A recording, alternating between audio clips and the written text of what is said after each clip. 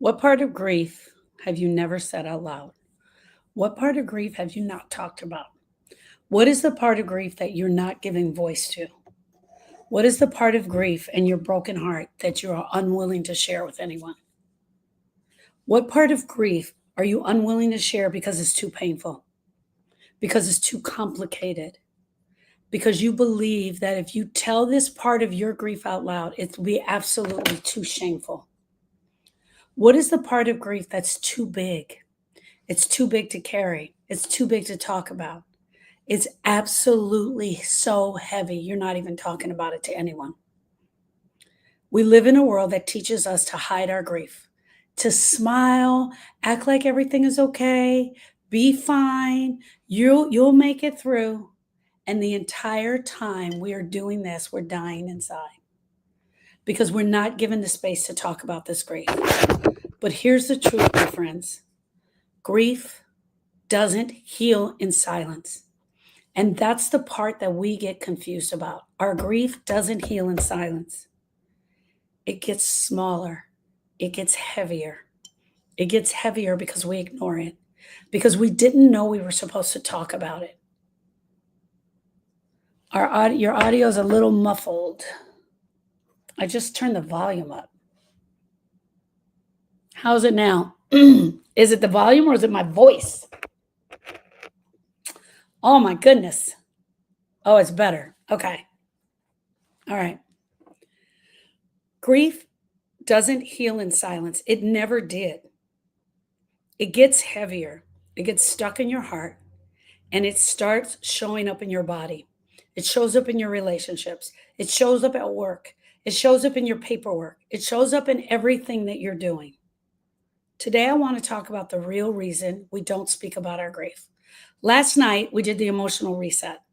And I had a slow start. But once we got rolling, it really got rolling. And in the beginning, the definition of emotions is boring. It's absolutely boring. But when I tell you guys that the share was so incredibly beautiful, that women got to share their hearts, they got to share where they were, they got to say things they never said before in total confidence. It was absolutely amazing. It was absolutely amazing and beautiful. And when we were done, my beautiful friend Debbie sent me a text. She said, "Wow, you did it." And I thought that was great. And she said, "I wish they all knew how important it was to share their grief, to talk about their grief." And that's where I'm going today, based on what Debbie told me. Tonight is part 2 of the emotional reset. And if you want to, you can click the link, which is the Beacons AI link. You can sign up there, or you can click the link in my bio and go to click here for hope, and you can sign up there. If you signed up and you weren't there yesterday, you absolutely can come today. We're talking about resisting grief and all the things we do in grief to get away from it. I'm hot in here. Hot. But I'm excited to do that. I am sitting down today. I probably will be sitting up in a minute because I know how I am. I love to write on the board, but I'm sitting down today. Hold on one second. I got to get my talk. So I'm so glad that you guys are here. I'm honored to everyone who was able to make it to the emotional reset last night. It was absolutely beautiful. What part of grief have you never said out loud? Let's start there. There are parts of grief that have never been spoken. There are parts of grief that we never talk about. I already knew that. I already knew there were going to be parts of grief that we were never going to talk about. I honestly knew that. You might think you've shared your story. You've told people that your person's died. My mom died last year. My dad died. You tell people that part. But there's a part of our grief story that each and every one of us really wants to talk about. Summer says, "Why is it so hard to hear?" It's hard to hear because you're actively grieving your own story. You're actively grieving your own story. But I will tell you, there's a lot of us in Grief Share that aren't, that are sharing our grief, that are not actively grieving, but are ready, willing, and able to hold space for others. Maybe it's hard for you to hear. Are you saying it's also hard for you to hear? That's why I know you have to talk about it. We resist talking about it. We push back talking about it, but there's a part of it that we have to share. There's a part of it that we are dying to tell. Thank you, my love. Here's the other part that I don't think you guys understand, which I think a lot of you guys miss. And this is the part that Erica and I got. When we were telling the story, when Erica and I were telling the grief story, when I was telling her, and then I walked up the stairs, and I told you that we had found his body and he drowned. I was telling my part of the story from my version. She was telling what it looked like on my face. She was able to tell me what she was thinking about. There are absolute family members, cousins, friends, sisters, brothers, husbands, wife, who were standing next to you who also have a story to tell. They have a story to tell about getting the call. They have a story to tell about what it was like to get the call, what it was like for you two to rush to the hospital. When I tell you that Erica and I told intricate parts of the story, and I was able to put pieces together based on the story that Erica was telling me, I believe that's what changed my grief. In the beginning, it is what truly made a difference for me in my grief, because I got to hear parts of her story. She got to hear it from the parts that she didn't experience. Oh, she's having a hard time hearing me on the live. Okay, I'm going to go out, I guess. Swipe left to close. I'm going to go out and come right back. I don't know what else to do. Hey, thank you, YouTube, for the patience. We're trying to be live in a couple of places, and for some reason, the volume is not up here. Let's see.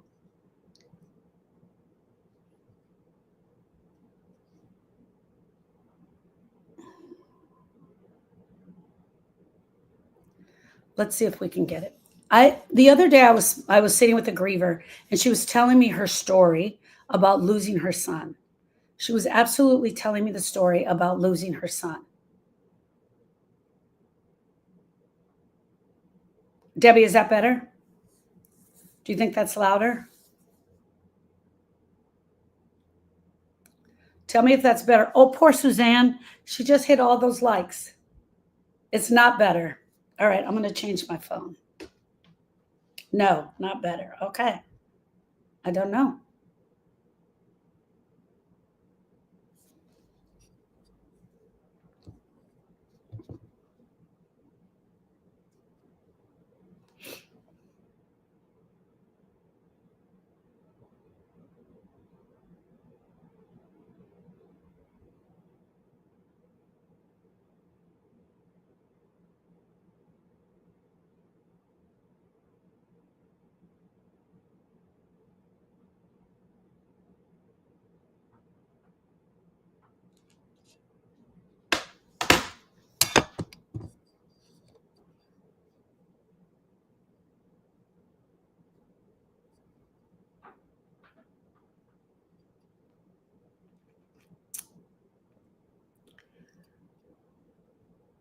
Okay. Sorry about that long pause. Sorry about that long pause, YouTube.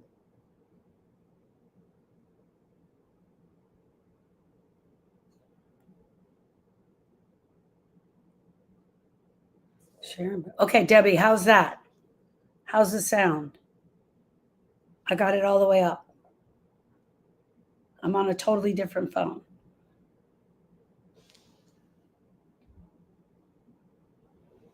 Okay. Suzanne, how's that?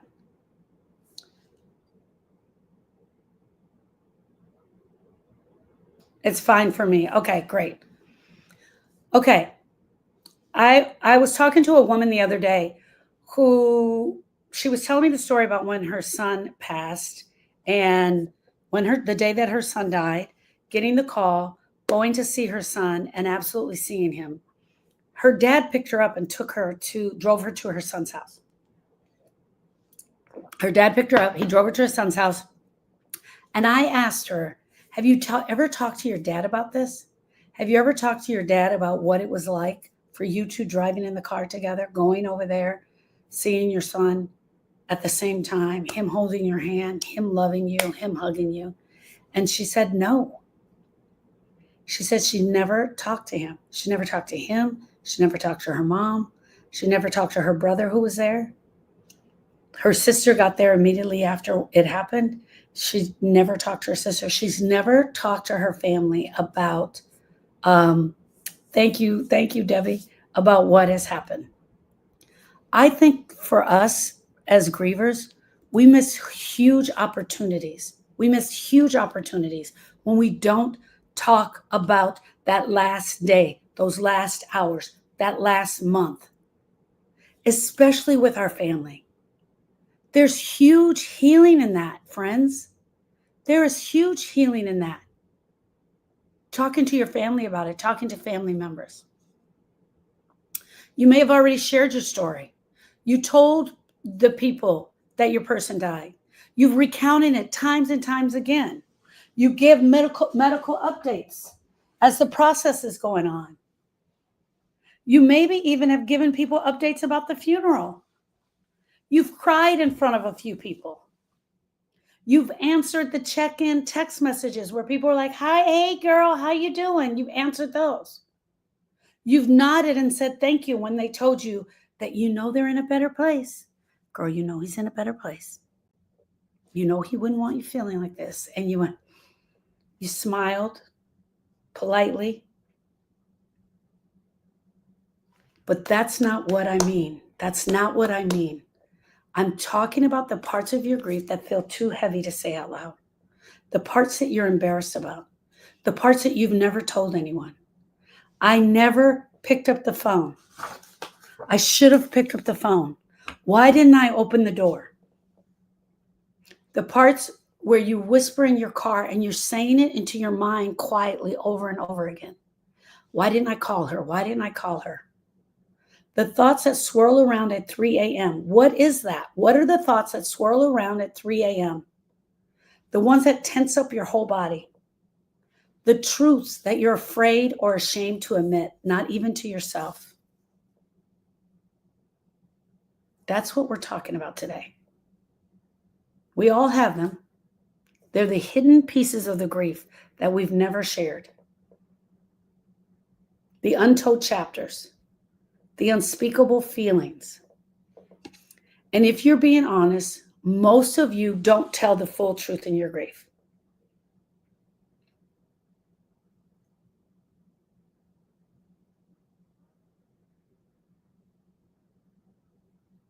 Most of you are not telling the full truth in your grief. Deborah, hold on one second. I see your comment.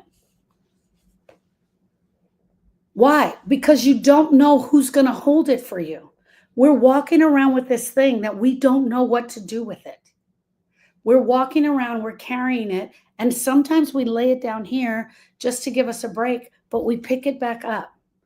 This is the grief. This is the ugliness of grief. This is the brokenness of grief. This is the part where we don't know what to do.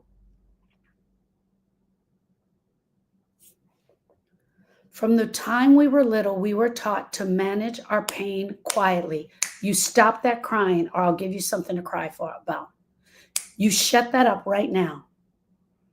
And if you're scared, there's nothing to be afraid of. There's no such thing as a boogeyman. There's nothing to be afraid of. If you were sad, they tried to cheer you up. Oh, honey, here's a cookie. Don't worry about that. Here's a cookie. We were taught to bottle up our emotions from the very, very beginning.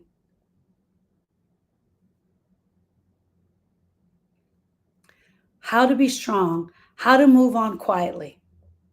No one ever sat down and said, okay, my friend, as we're going through life, we are going to have grieving experiences. Here's what I know to be true. There are 47 or more known losses that can cause grief in our heart. You and I are going to have multiple grieving experiences throughout our life. Some days we're going to feel sad. Some days we're going to feel mad, and that is absolutely okay. And there will be people in the world that will die, and there will be people that we love, and it is going to wreck our entire nervous system. But we're going to do this together, and we're going to hold on to each other really tight. Sometimes you're going to forget how to breathe. Sometimes you're going to feel like you're holding your breath. Sometimes you're going to look in the mirror and you're not going to know who's looking back at you because the grief pain is going to be so deep. Sometimes while you're grieving, you're going to go silent. Or you might start screaming. And I want you to know all of that is normal and all of that is okay. Instead, we learn to hide. We learn to hide from our grief. So when our grief comes crashing in, when our person dies, when the world shifts forever, you do what you were taught. You keep going. You try to be okay. You put the grief into a box, you tucked it away, and you went back to work. And when people ask you how you're doing, you say, I'm managing. But what you really meant to say is, I cannot feel anything. I can't feel the ground under my feet. I can't breathe. Please, please, please help me breathe. And all you want to do is collapse in your grief. But you're not given the space for that because you don't have time for that. You're not given the space because you don't have time, because they want you to go back to the way that it was. You went back to work even though you felt like collapsing. And what no one told you is that grief, the unspoken grief, the parts that you've never talked about, it doesn't disappear. It doesn't go away.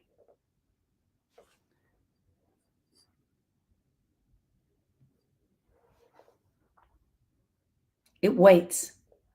It lingers. It shows up in your body. It shows up in your tight, tight shoulders. You clench your jaw. You clench your jaw in your sleep, and you clench your jaw when you're awake. You have this fatigue that will just not quit. It shows up in your relationships. It shows up in your distant, in your irritability, in your disconnect. It shows up in your identity. Suddenly you don't know who you are anymore. So let me ask you this. What part of your grief have you not spoken out loud? You don't need to share it here. What part of your grief have you not spoken out loud? Is it your anger? Are you furious at them dying? Are you mad at God for allowing this to happen? Are you mad at yourself for not doing more?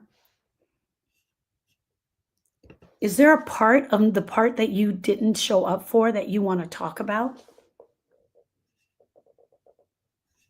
Do you have rage so deep inside of you that it scares you?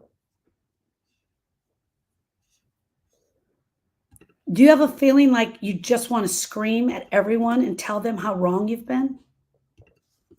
That is grief, my friends. This is grief. Are you stuck in the what ifs? The way you pay back their last day, is it playing over and over and over again in your head? Is their last day playing over and over and over again in your head?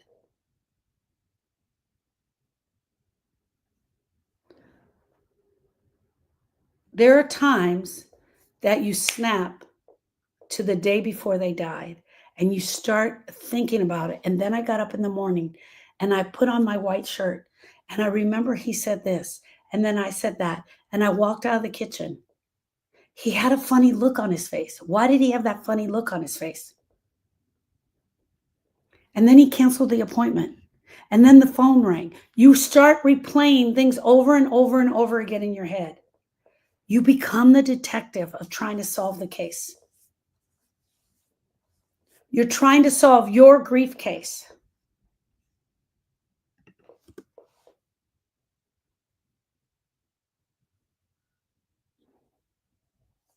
The phone calls you didn't make, the doors that you didn't answer, the letters that you didn't write, the times that you didn't say, I love you.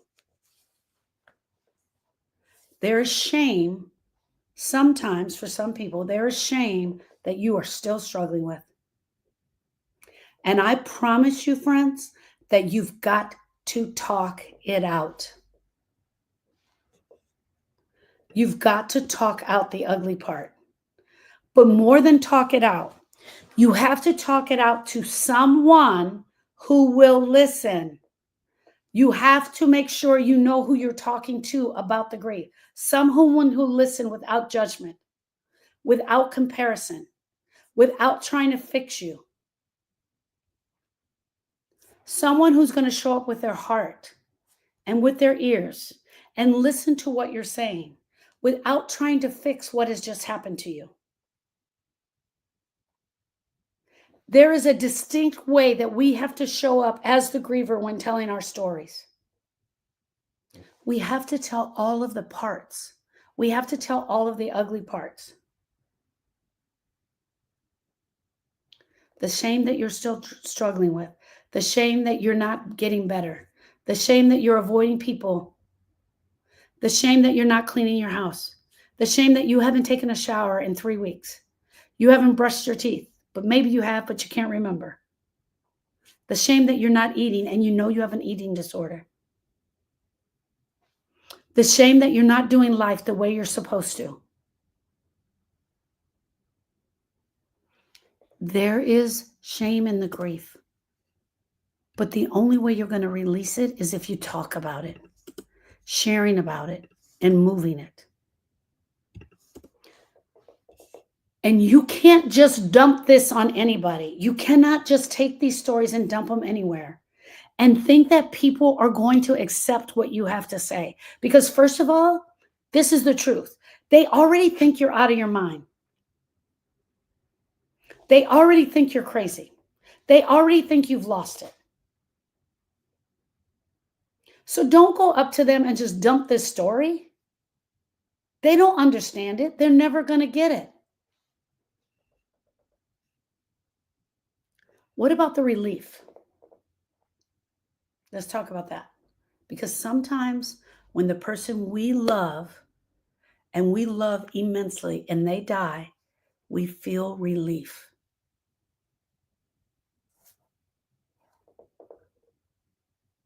And then we feel disgusted at ourselves. And we would never say that out loud to anyone. And maybe we're suffering. Maybe the relationship was hard. Maybe I'm glad that he's gone. Maybe I'm glad that I don't have to deal with this anymore. Maybe he was my full-time job. I was caretaking full-time. Maybe I gave up my life to do this caretaking thing. Maybe the moment he died, I felt a big sigh of relief. And I feel guilty about that now. Maybe you're exhausted. And now you're alongside your grief with this tiniest breath of relief, and it feels wrong. You won't even step into the relief because it feels wrong.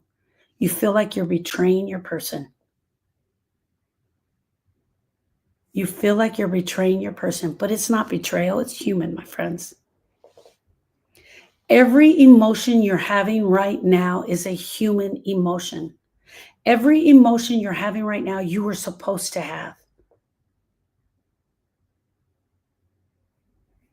But we don't say that out loud because we're always afraid of what people are going to think. We're afraid of being judged in our grief. We're afraid of people turning it around. We're afraid of people misunderstanding.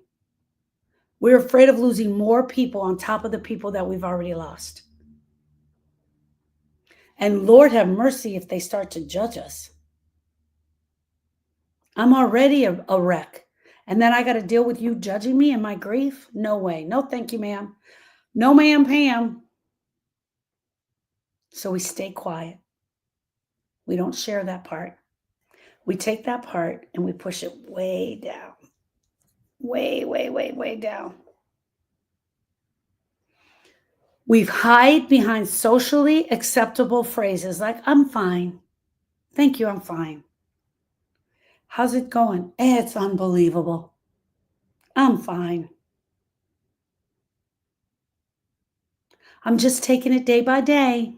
You know, girl, I'm just managing. Whew. We tell the polished version out loud. We tell the polished versions to the people that will listen.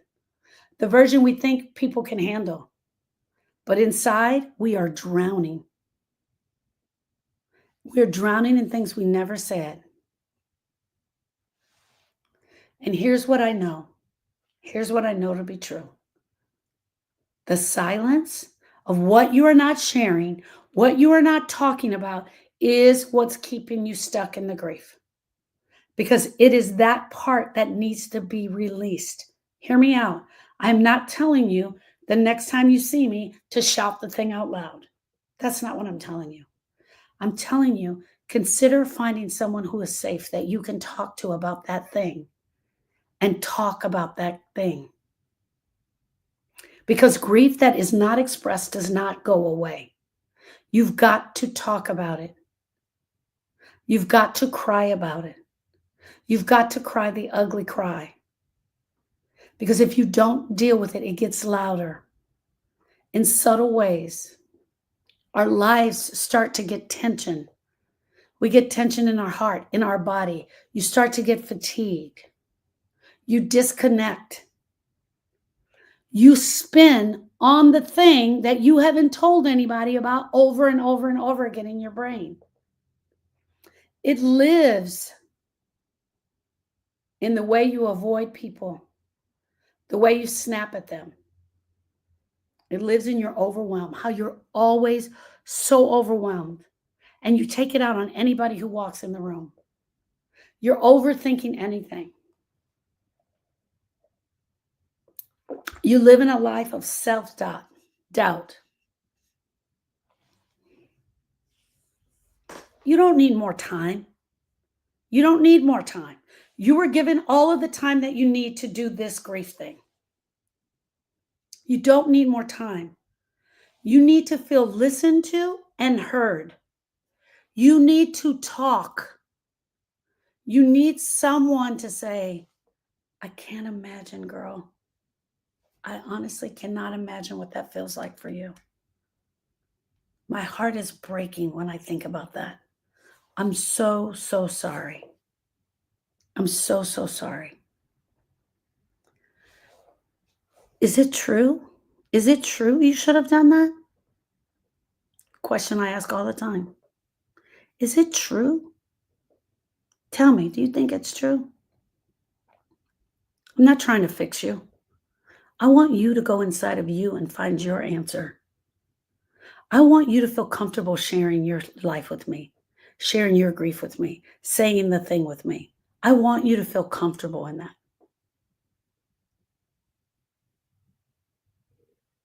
So I'm going to ask you again. What is the thing that you've never told anyone about your grief? What is the thing about your grief that is so embarrassing you can't tell anyone? What is the thing about your grief you're holding on to?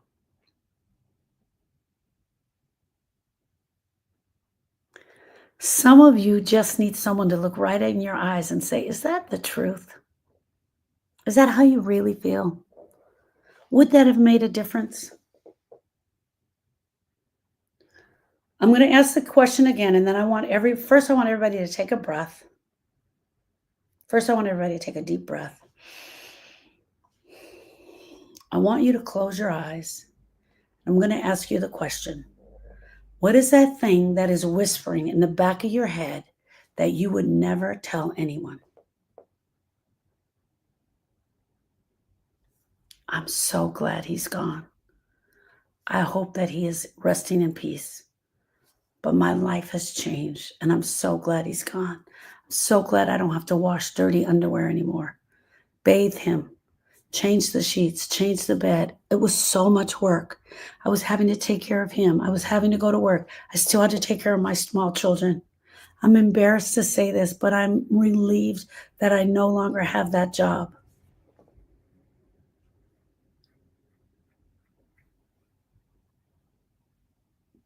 Is there something about the day that he died that you're afraid to say out loud? Is there a thought that you have that you're ashamed of? Friends, I want you to know, even though I'm going in this direction, it is not all about being relieved or bad things. It could still be good things. It could be good things. It could be that you're not complete with them.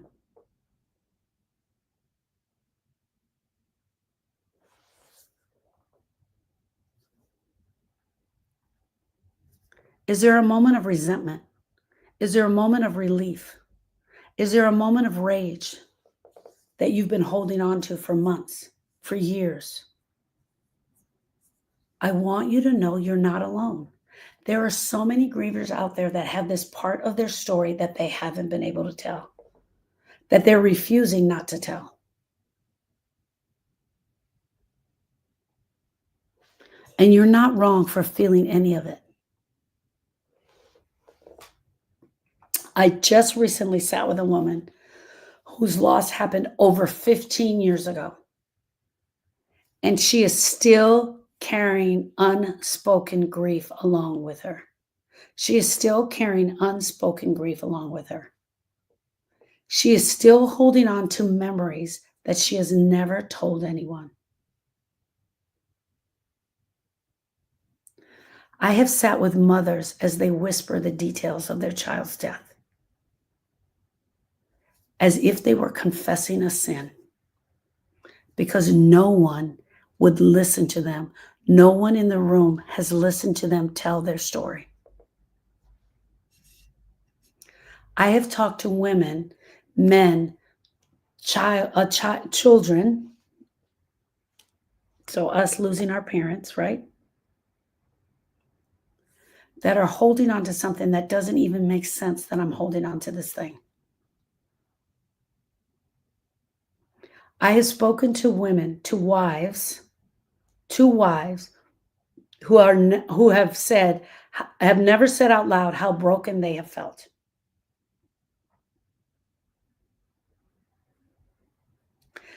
They felt their entire lives they were being held down, their entire married life. And now they don't have to live in that silence anymore. And their marriage was absolutely awful. Their marriage was absolutely terrible. But they haven't spoken about that because everyone loves their husband. He's a pillar of the community. How blessed she was to be married to him. But behind closed doors, he was a total jerk. I don't know what is the thing that you're holding on to. I don't know what the thing is that you're not speaking of, but here's what I know. Here's what happens when you speak the unspeakable in grief. You say the thing that you're most afraid of, and you begin to heal. You say the thing that you're most afraid of, and you get courage. You say the thing that you're most afraid of, and you feel some relief. You hear yourself say the thing out loud. Hear me out. You hear yourself say the thing out loud, and something shifts in you. Doesn't happen overnight. It's not some magic. As soon as you say it, you're going to be relieved. Because you might have to say it again. And you might have to say it again. But your nervous system is going to hear it. And it's going to start releasing the parts that it's holding on to. You're going to exhale for the first time in 1,000 years. What feels like 1,000 years. Your chest is going to loosen. Your jaw is not going to feel so tight. Your brain is going to stop racing. For many of us, we're stuck in that one spot in our grief. I can do all the rest of the grieving, but this one thing. Your heart will finally feel heard. That's the beginning of healing, my friends. And it doesn't only happen when you speak your truth. Let me tell you something else. You don't have to tell everyone. You don't have to go on the mountaintop and yell it out. But you need to tell somebody. Grievers want to talk. They want to tell their story. They want to tell their story over and over again. They want to tell their story. I'm telling you, they want to tell your story.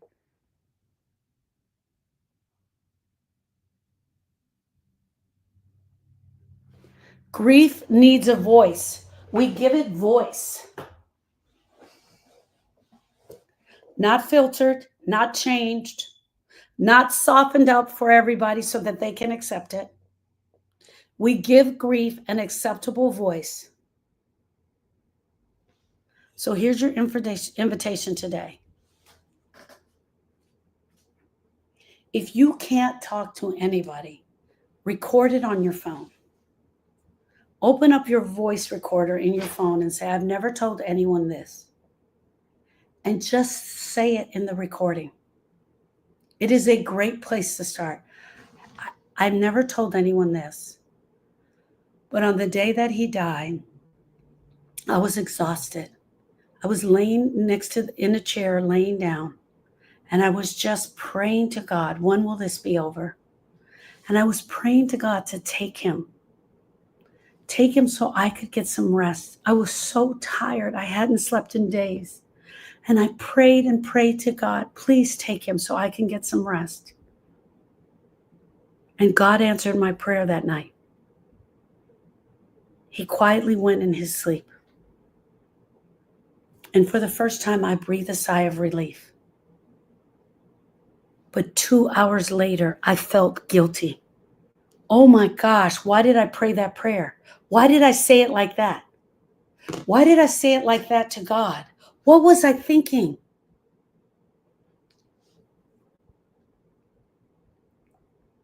I've never told anyone this. Here's another title. Here's the part of the loss that still haunts me. I'm ashamed to tell anyone this. Here's what I really want to say. Open up your voice recorder and record yourself saying it. Friends, you can delete it right then and there, but you've said it out loud. You may need to do it 2 or 3 times before you tell it to someone else. Hearing yourself say it is huge.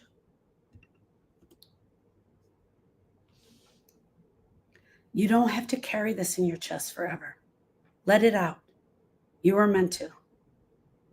And if you want space to go deeper, tonight is going to be a great space. Tonight at 7 p.m. Central Standard Time, so in exactly 2 hours and 10 minutes, we're going to be going into Zoom. You click the link in my bio there, and you click on the link that says click here for hope, and you sign up for the emotional reset. And in the emotional reset, we're going to be talking about resisting, avoiding, the things that we do to resist and avoid. I'm going to teach for 1 hour. That's what I did last night. I'm going to teach for 1 hour. And when that hour is done, I'm turning off the recording. And when I turn off the recording, we're going to open up for a space for us to teach, to share, to talk about. And if you want a space to go deeper, if you want your grief held, that's going to be a great place to come tonight. You don't have to stay in silence, and you don't have to suffer. If you're done just surviving, just trying to make it through, just surviving, and you're ready to go deeper, then the emotional reset is a place for you. That's where I teach, where I'm hanging out, where I'm with all the grievers who want to see their grief in a different way, who want to absolutely experience their grief in a different way, who's tired of holding on to their grief and carrying it all by themselves every single day. And here's the truth, friends. You don't have to carry this forever. Griever is not your new identity. You are not, hey, there she is. There's that grieving girl. That's not your new identity. You're still Susie, Debbie, Sharon, Barbara, Mary.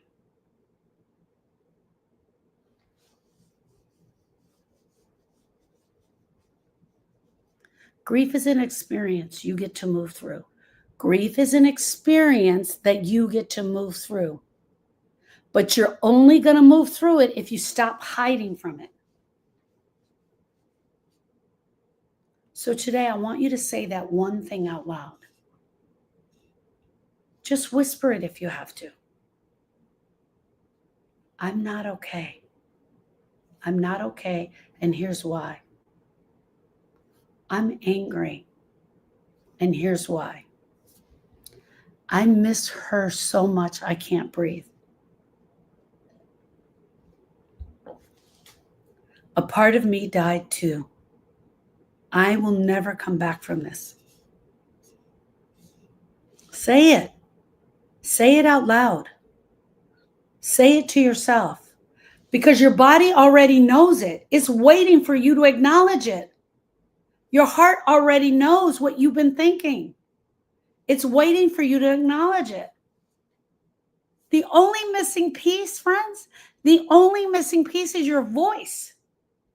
Your voice saying the thing out loud.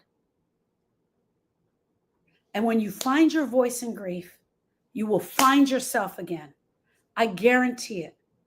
And that, my friends, is one of the main things that I help you do, is I help you give voice to your grief. I help you find your strength. I sit with you so that you can find the voice that you need. You can find peace. Let's start there. Say the thing. Monette says, you live. You can say the thing like, I don't like my life right now. And your chest pain will go away, she says. It's a great place. The emotional reset is a great place. Join us, she says. Yes, my love. You came on the camera last night and you didn't have your light on, but you came on to share. And I was like, I love this woman. I just love spending time with you. Thank you. I just wanted you to know that that was a thought. I really like her. You've been a pleasure to be with. Let's find our strength. Let's find our peace. Let's start here. Let's say one thing. Even if your voice is shaking, say the thing. Even if you cry halfway through it, even if you cry all the way through it, let's say the thing. Let's say the thing. Even if no one understands what you are sharing, even if people are out here judging you, I don't care. Well, I'm not going to judge you, but you got to say it. We're afraid to say it because we're afraid people are going to judge you. Even if they're judging you, they're probably not going to say it. And if I'm in the room, they're not going to say it. This is where healing begins, my friend. It begins when we say the thing, when we say the thing out loud.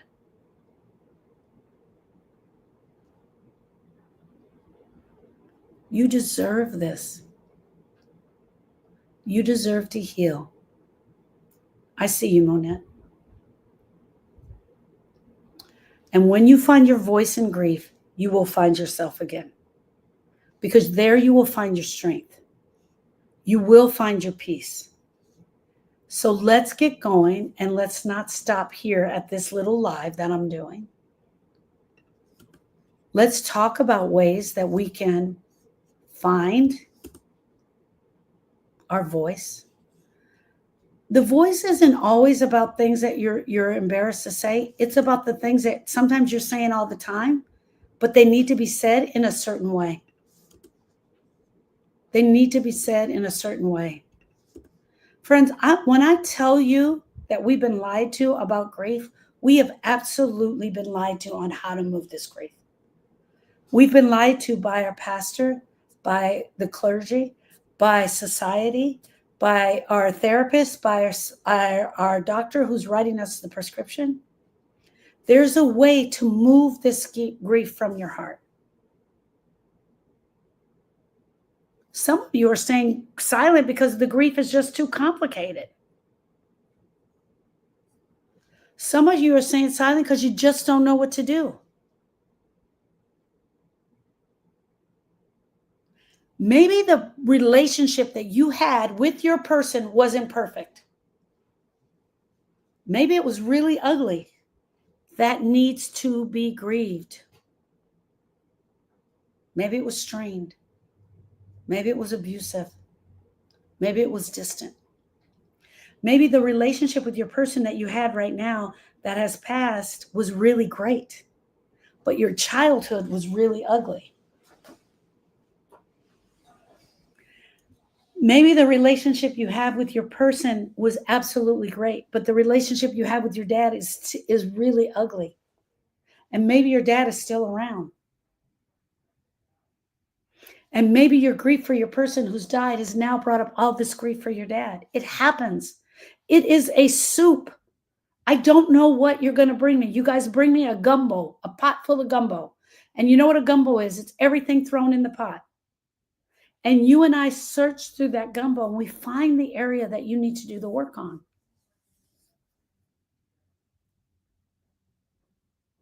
Maybe you didn't get along. Maybe you hated him. Maybe you hate her and now she died. And now you're feeling bad about that hate. Maybe you haven't spoken in years, but you were the one that was in charge of getting the funeral plan. And you had to show up as if you guys had this really great relationship.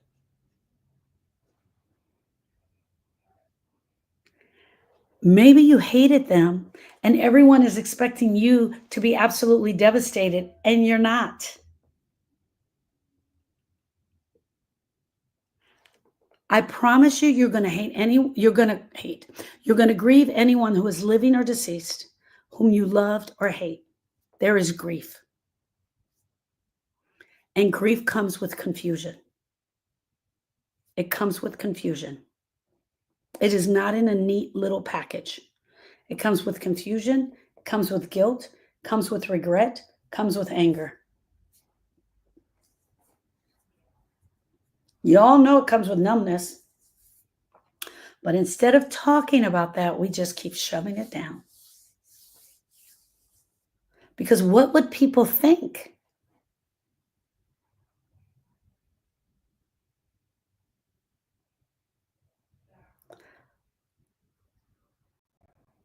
But that was your mother.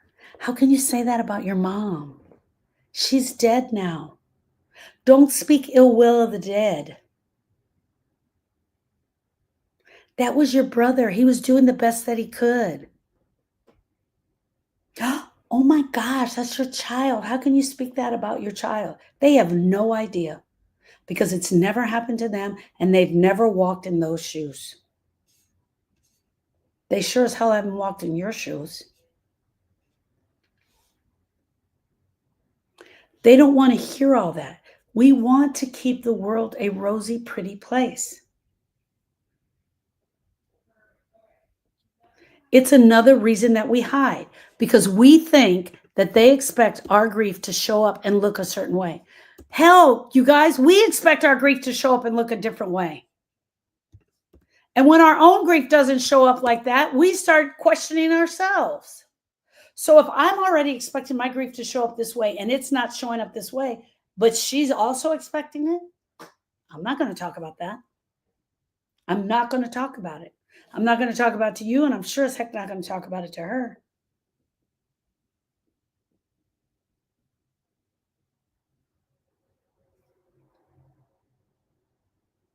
They expect you to be crying all the time.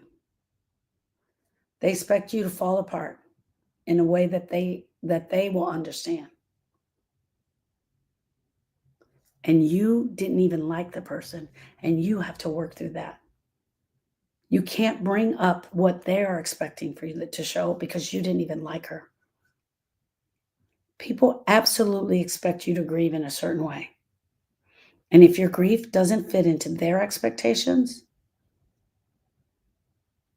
then they assume you're doing it wrong. So you perform. You perform in your grief. You perform in your grief in a way that is acceptable to them. You show them what you think they're expecting to see. You edit yourself. And you're so good at it, You win the Academy Award. And the award goes to Sharon for the way she acted in her grief. But deep down inside, you know that your grief is real. They don't have any idea of what your grief's supposed to be like because they haven't even gone through their own grieving experience. They only have seen it in a movie. Some of them have never even had a loss. I can't even tell you how many times I get people in my program that have never had a loss. They've never had anyone in their family die. Suzanne says, you still need to speak your truth. Isn't that the truth? We still need to speak our truth. Why do we give a shit at all what anybody else thinks? Because we feel like we're being judged. Our grief is on display for everyone to see. It's on display because they got to go to the funeral.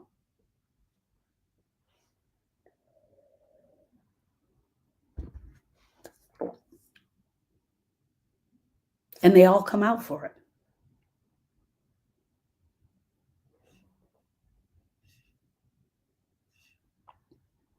And if your grief doesn't fit into their expectations, they're going to assume you're doing it wrong. So you edit yourself for them. You keep it down. You know your grief is real, but it's just not the kind that people are talking about. It's not the kind where you just take a little, thank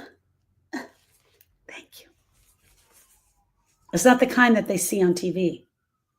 It's not the kind of grief that they see in Act 11.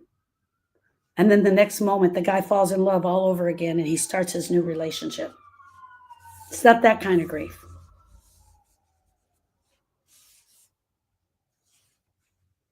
Maybe you're grieving something that they can't even see or understand. Maybe you're grieving a miscarriage. Maybe you're grieving a pet. Maybe you're grieving an ex. Or maybe you're grieving someone who you weren't married to, but you love them with your whole being. And maybe they're not giving you the respect of what you need, the respect of where you're asking for in your grief.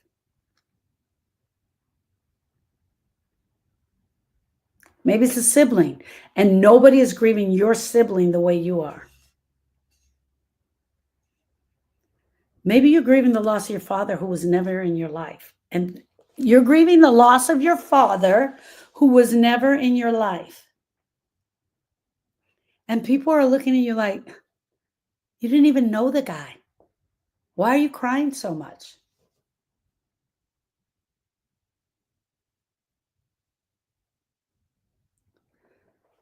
There are absolutely disenfranchised grievers out here in the world walking around who are grieving parts of their heart that are absolutely broken that none of us are giving them credit for.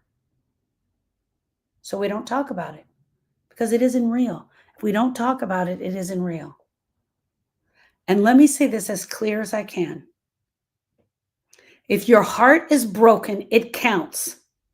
And nobody has the right to say anything about it but you. If your heart is broken, it absolutely counts. If you love them and you lost them, you are allowed to grieve, period. Period. And nobody, Tanya says, and they just tell you to get over it. And nobody has the right to tell you to get over it. If you love them and you lost them, you are allowed to grieve. There's no grief hierarchy. There's no scale that we're judging it by. Because you lost your child does not mean you are grieving deeper than someone who has lost their mother. Because you lost your child does not mean that you are grieving deeper than someone who has lost their fur baby.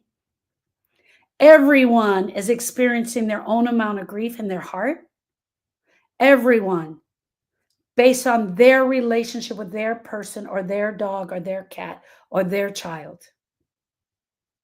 If you're hurting, and it matters, period.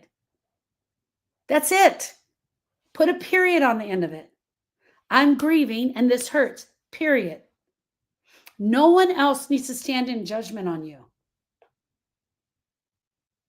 There's no scale to determine whether your loss was big enough or it got enough attention.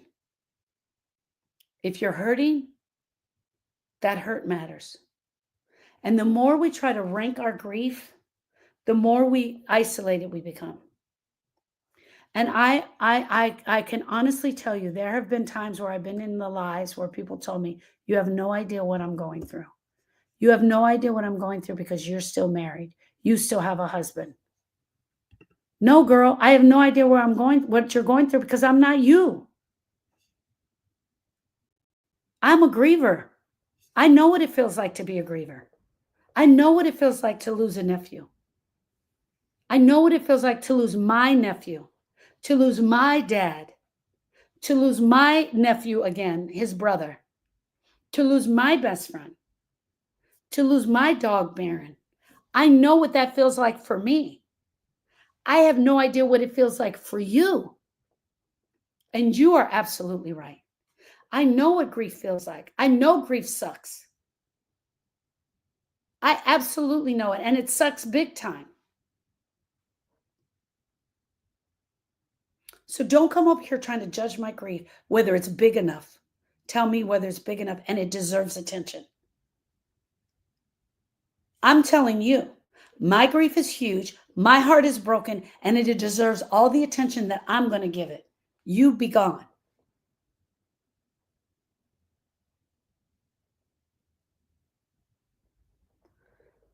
If we allow people to come in here and tell us about our grief, we're going to start isolating even more. We're going to look at everybody else's grief and judge our grief based on theirs. And you can't do that because it has nothing to do with that. Your grief has nothing to do with how they're grieving. You're going to scroll on social media. You're going to see people who are moving on. You're going to see people who's living what you think is the best life ever. What's wrong with me? Why can't I do this? We're going to compare our pain to everyone else's. We're going to look for the highlight reel and assume there's only one way to grieve this broken heart. But I promise you, you're not alone. You're not the only one. Your grief needs to be given voice. You need to talk about it. We need to understand it. And there is an exact science to moving the pain of grief in your heart. I'm going to say that again. There is an exact science to moving the pain of grief in your heart. And that, my friends, is what I teach. Behind every smile you see online, there are grievers. There are grievers out there faking the funk about their grief. There are grievers out there faking the funk about the way grief is. All right, my friends, time for a commercial. My name is Sharon Brubaker, and I'm a grief specialist. I sit with women, and I teach an educational program on grief, and I show you how to move the pain of brokenness in your heart. That's what I do, period. I teach you how to move the pain of brokenness in your heart.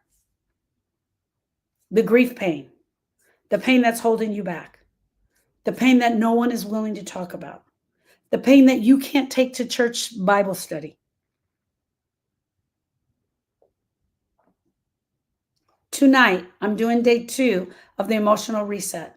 If you go to the link in my bio and click on the link that says click here for hope, if you're on TikTok, if you are on the other social media sites, you click the link that says Beacons AI at the Grief School. It's $19. It's 3 days. Today is day 2. We're talking about resisting and avoiding grief tonight. I taught for 1 hour. I did start off a little slow, but I eventually got the ball rolling. I taught for 1 hour, and then we did a 1 hour share. It was absolutely beautiful. And I'd be honored to have you join tonight. Absolutely. Okay, TikTok, hold on 1 second. Facebook and YouTube. Thank you. Thank you, Monette. Thank you for being here. Thank you for showing up. I hope that what I shared today really makes a difference for you. There is a part of your grief that needs to be said out loud. I want to encourage you to find the place or the person where you need to share this out loud. Maybe it's in your grief share. Maybe it's in grief study hall. Maybe you're holding back on things that you haven't shared at all. Know that we're here for you. Know that we see you. Know that we are you. Thank you.